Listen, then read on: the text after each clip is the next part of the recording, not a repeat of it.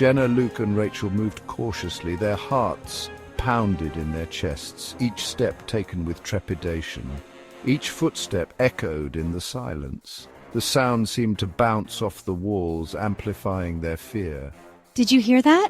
Jenna whispered, her voice barely audible.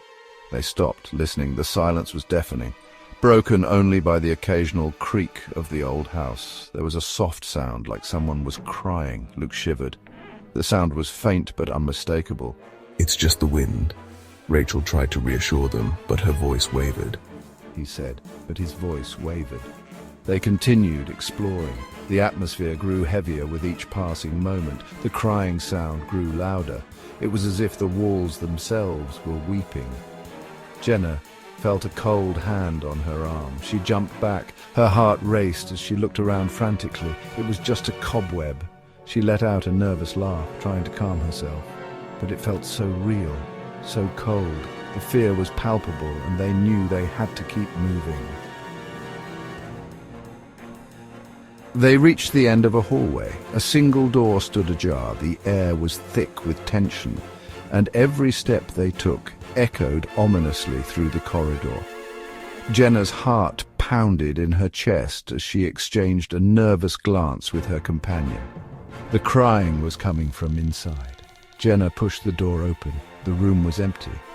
The sound of crying had been so clear, so real, but now there was nothing but silence. The emptiness of the room seemed to mock them. "There's no one here." The words hung in the air, heavy with disbelief. They both knew what they had heard, but the evidence of their senses was gone. His voice was shaky. Suddenly the crying stopped. The abrupt silence was even more unsettling than the crying had been. They stood frozen, straining to hear anything in the oppressive quiet.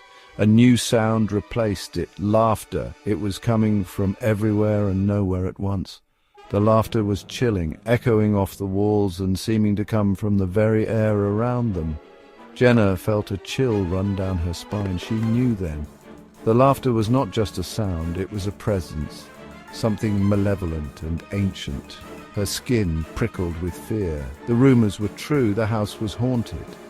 Every story, every whispered warning, it was all real. The house was alive with the spirits of the past, and they were not welcome. They turned and ran, fleeing the laughter that echoed through the empty halls. They never looked back. The house seemed to come alive behind them, the walls closing in as they sprinted towards the exit, desperate to escape the nightmare.